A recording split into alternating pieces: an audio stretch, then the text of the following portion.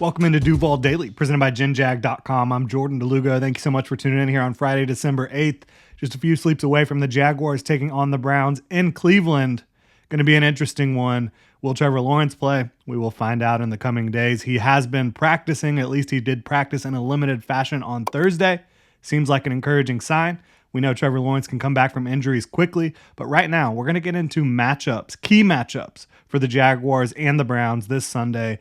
And what is an important game? It's not make or break. It's not do or die for the Jaguars, but this is a game the Jaguars want to win. They want to keep pace in the AFC. They want to keep their lead in the AFC South.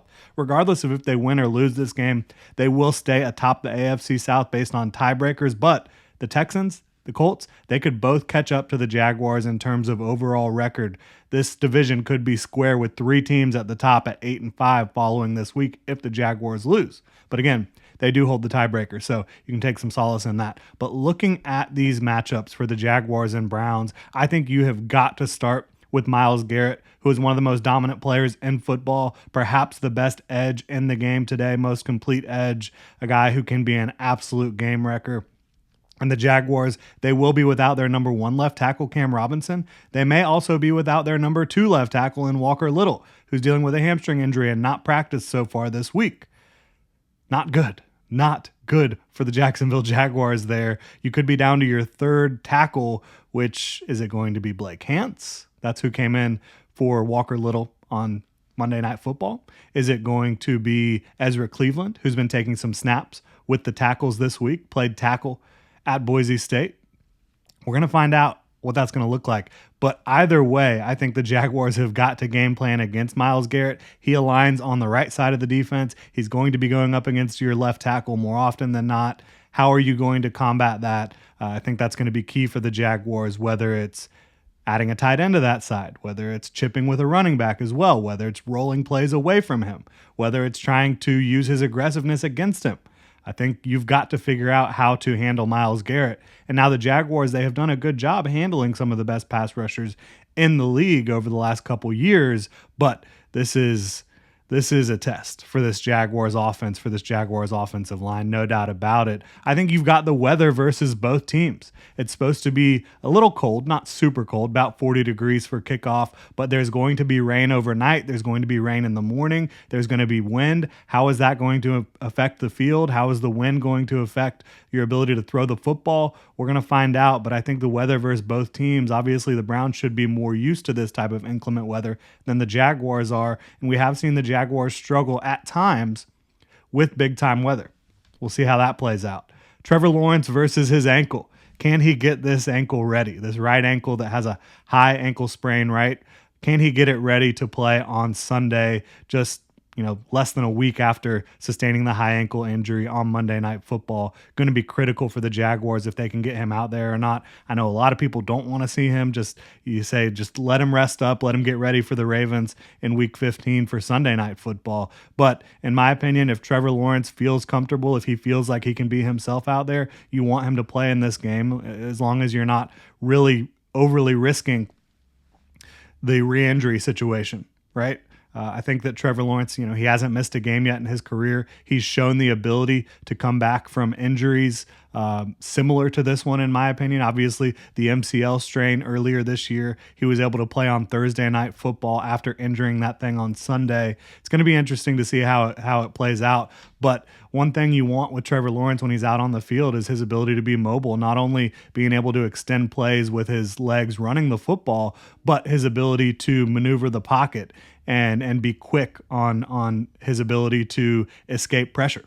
We'll see how it plays out, but that's going to be one heck of a battle. Obviously, it's going to be very interesting if Trevor Lawrence can play or not. If he can't play, you're going to see C.J. Beathard out there, who I think operationally can get it done in this offense, just does not have the same level of talent as a Trevor Lawrence or, reps, in-game reps in this offense, right? The crossbar versus the Browns. The crossbar has been the Jaguars' friend the last 2 weeks. You've had two doinks off the front of the crossbar. Can the Jaguars get lucky and have another crossbar doink? Another game where the crossbar helps them out. The Jaguars, they fumbled the bag last week against the Cincinnati Bengals.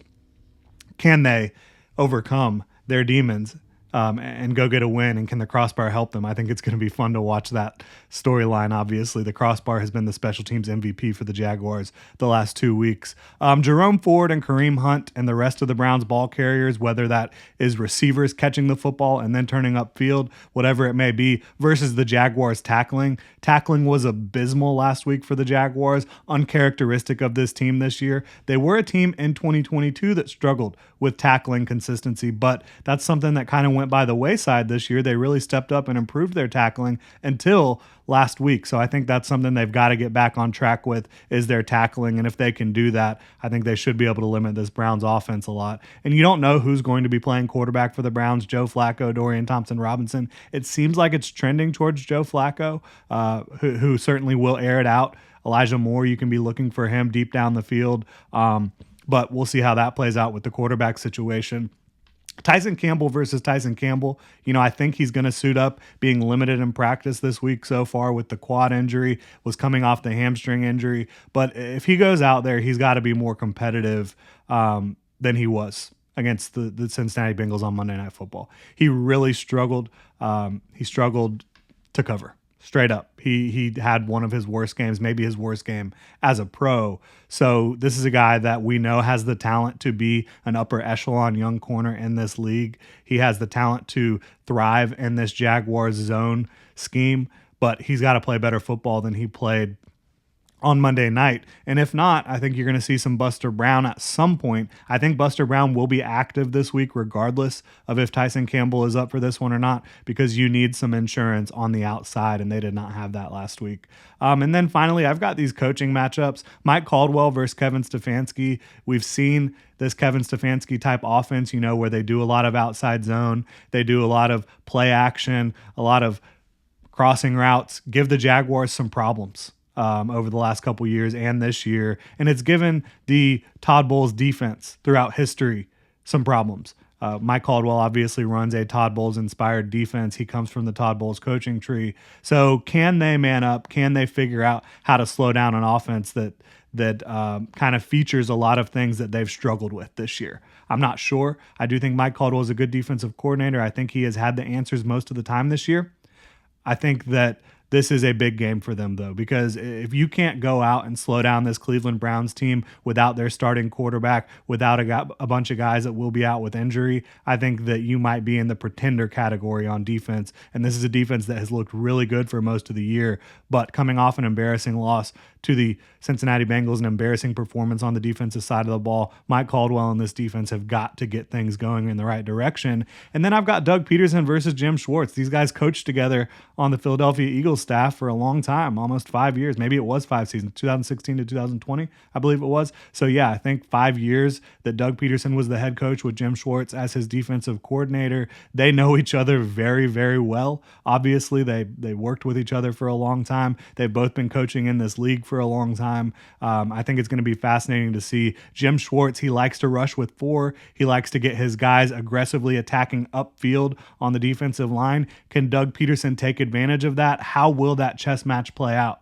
I think it's going to be really interesting to watch that one. But those are my key matchups. Really appreciate y'all tuning in. If you enjoy the content, please like, subscribe, hit that notification bell. You can also check out genjag.com/shop, pick up some new Duval gear. We just dropped our Duval throwback sweater, got the old school logo on the left chest. If you're interested, you can go check that out, genjag.com/shop. That's available for pre-order through Monday, December 12th. Again, really appreciate y'all. Have a good one.